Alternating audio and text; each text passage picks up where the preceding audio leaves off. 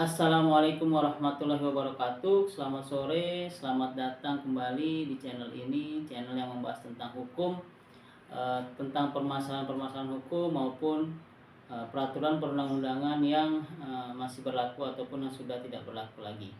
Teman-teman, episode kali ini adalah episode ketiga, episode yang masih membahas tentang pengantar ilmu hukum, di mana yang sebelumnya kita membahas tentang pengertian dan fungsi hukum. Saat ini kita akan membahas tentang subjek hukum, objek hukum, dan perbuatan hukum. Sebelum kita masuk ke dalam materi, izinkan saya untuk mengucapkan terima kasih kepada teman-teman yang sudah memberikan dukungan kepada channel ini. Mudah-mudahan channel ini ke depan akan semakin berkembang dan bisa bermanfaat bagi banyak orang. Teman-teman, untuk di episode ketiga ini saya akan membahas tentang subjek hukum, objek hukum, dan perbuatan hukum, di mana ini merupakan masih bagian dari pengantar ilmu hukum yang beberapa episode yang lalu, episode 1 dan 2 sudah kita bahas. Yang saat ini kita masuk ke dalam episode 3. Yang pertama adalah tentang subjek hukum. Apa itu subjek hukum dan siapa saja yang bisa menjadi subjek hukum? Subjek hukum adalah pendukung hak dan kewajiban menurut hukum. Artinya apa? Artinya subjek hukum adalah orang-orang yang maupun nanti akan berbicara tentang badan hukum yang memiliki hak dan kewajiban di mata hukum. Seperti itu. Subjek hukum sendiri bisa dilihat dari dua sisi, yaitu subjek hukum menurut hukum pidana dan juga subjek hukum menurut hukum perdata. Subjek hukum menurut pidana adalah orang perseorangan atau manusia. Sedangkan subjek hukum perdata adalah manusia dan juga badan hukum. Natural person dan juga reh person. Sedangkan badan hukum itu sendiri terbagi menjadi dua, yaitu badan hukum publik dan badan hukum privat. Contoh daripada badan hukum publik adalah misalnya instansi-instansi pemerintah. Sedangkan contoh dari badan hukum publik privat misalnya adalah perusahaan-perusahaan swasta. Syarat sebagai badan hukum sebagai subjek hukum adalah yang pertama, syarat badan hukum menjadi subjek hukum adalah yang pertama berbentuk organisasi. Berbentuk organisasi artinya ada struktur kepengurusan dan ada struktur organisasi pengurus, seperti itu. Dan yang kedua adalah dapat melakukan perbuatan hukum. Seperti halnya manusia, badan hukum juga dianggap dapat melakukan perbuatan hukum, di mana perbuatan hukum itu dilakukan oleh para pengurusnya.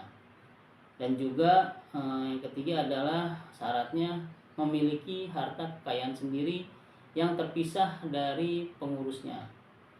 Yang keempat tadi memiliki pengurus, bahwa badan hukum harus memiliki pengurus karena karena pengurus itulah yang akan menjalankan dari fungsi-fungsi badan hukum tersebut.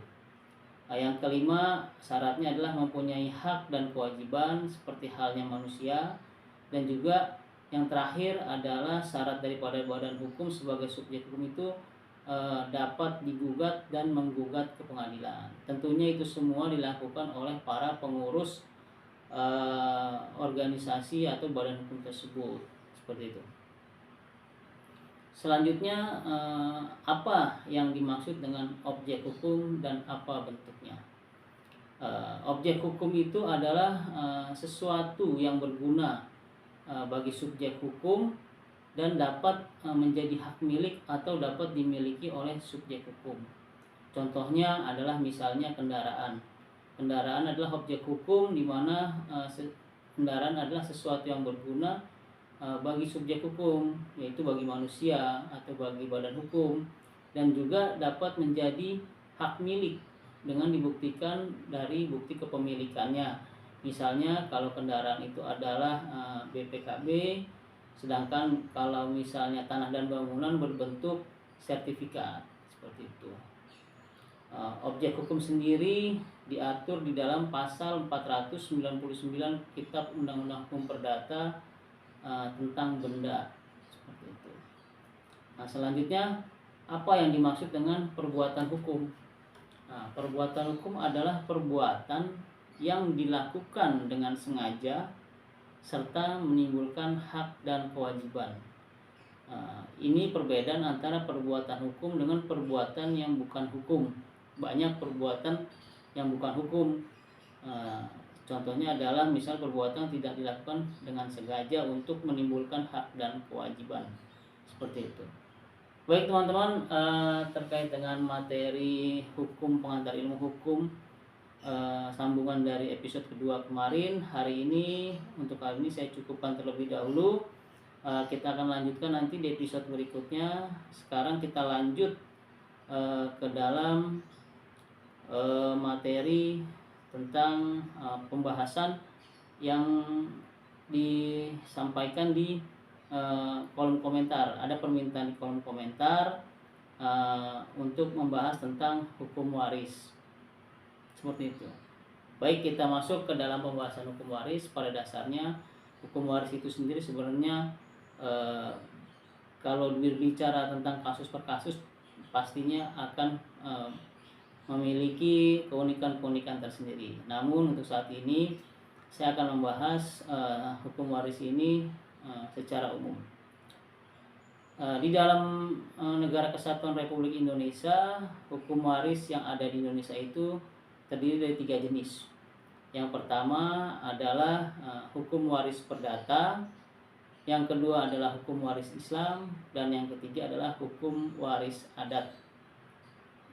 Hukum waris perdata, dasar hukumnya adalah Kitab Undang-Undang Hukum Perdata pasal 830 sampai dengan pasal 1130. Sedangkan hukum waris Islam, dasar hukumnya adalah Al-Quran, surat An-Nisa ayat 11, 12, dan 176. Sedangkan hukum waris adat, dasar hukumnya adalah masing-masing aturan adat pada setiap masing-masing suku yang ada di Indonesia. Selanjutnya kita membahas tentang penggolongan ahli waris. Penggolongan ahli waris juga terbagi menjadi 3 sesuai dengan jenisnya, yaitu penggolongan ahli waris menurut hukum waris perdata, menurut hukum waris Islam, dan juga menurut hukum waris adat. Yang pertama tentang hukum penggolongan ahli waris menurut hukum waris perdata. Yang pertama adalah ahli waris berdasarkan undang-undang atau ab intestato, yaitu para ahli waris yang mempunyai hubungan darah dan perkawinan berdasarkan pasal 852 dan pasal 852A Kitab Undang-Undang Hukum Perdata. Ahli waris menurut undang-undang ini adalah ahli waris yang berdasarkan hubungan darah ataupun perkawinan, seperti itu. Misalnya adalah ahli waris yang berdasarkan hubungan darah anak dari orang yang mewarisi, seperti itu, dan juga suami atau istri dari orang yang mewarisi tersebut berdasarkan perkawinan. Selanjutnya yang kedua, hukum waris perdata ini penggolongannya berdasarkan ahli waris berdasarkan wasiat atau testamentaire erfrecht berdasarkan pasal 874 KUH Perdata. Jadi menurut hukum waris perdata ada 2 jenis ahli waris. Yang pertama adalah ahli waris berdasarkan undang-undang, yaitu berdasarkan hubungan darah dan perkawinan atau perkawinan, dan juga hukum waris ahli waris berdasarkan wasiat, seperti itu. Nah, selanjutnya penggolongan ahli waris menurut hukum waris Islam. Menurut hukum waris Islam terbagi menjadi 3. Yang pertama ada zul faraid atau ashabul furud atau juga disebut dengan zawil furud. Yang kedua adalah zul korobat atau asobah, dan yang ketiga adalah mawali. Mari kita coba bahas satu persatu pengertian dari 3 hal tersebut. Yang pertama adalah zul faraid, yaitu ahli waris yang telah mendapat bagian pasti yang sudah ditentukan oleh Al-Quran dalam surat An-Nisa. Jadi ini adalah golongan paling utama, paling tinggi, di mana ahli waris ini adalah ahli waris yang sudah ditentukan oleh Al-Quran secara langsung, seperti itu dalam surat An-Nisa. Yang kedua adalah ahli waris zul qorobat atau asobah, yaitu ahli waris yang mendapat bagian sisa atau tidak ditentukan. Contohnya adalah misalnya ayah, seperti itu. Yang ketiga adalah mawali. Mawali yaitu ahli waris pengganti yang menggantikan seseorang untuk memperoleh bagian warisan yang tadinya akan diperoleh orang yang digantikan itu. Contoh misalnya keturunan anak pewaris atau cucu misalnya, seperti itu, dan wasiat.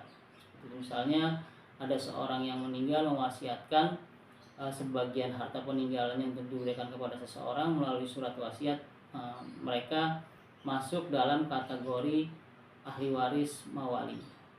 Nah, selanjutnya penggolongan menurut hukum waris adat. Menurut hukum waris adat terbagi menjadi 3 sistem yang berlaku di Indonesia. Yang pertama adalah sistem waris patrilineal. Sistem waris patrilineal ini adalah sistem waris yang pembagian warisannya berdasarkan garis keturunan bapak. Yang kedua adalah sistem waris matrilineal. Sistem waris matrilineal adalah pembagian warisan berdasarkan garis keturunan ibu. Dan yang ketiga adalah sistem waris parental atau bilateral.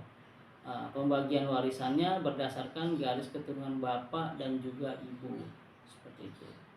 Nah, sistem waris patrilineal, harta warisan jatuh ke tangan anak laki-laki. Contohnya adalah yang ada di dalam peraturan waris adat suku Batak, seperti itu. Dan juga ada juga sistem waris matrilineal. Sistem waris matrilineal ini adalah harta warisan jatuh ke tangan anak perempuan. Contohnya apa? Adalah yang berlaku di suku Minangkabau, bahwa warisan jatuh ke tangan anak perempuan. Dan juga ada yang ketiga, yaitu sistem waris parental atau bilateral. Sistem waris parental atau bilateral ini harta warisan dibagi seimbang antara anak laki-laki dengan anak perempuan.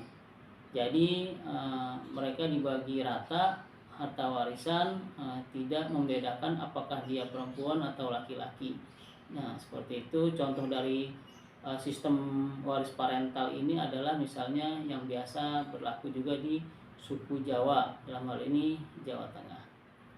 Baik teman-teman, itu saja hari ini yang bisa saya sampaikan, pembahasan terkait dengan lanjutan dari pengantar ilmu hukum, dan juga pembahasan tentang permintaan yang ada di kolom komentar tentang hukum waris.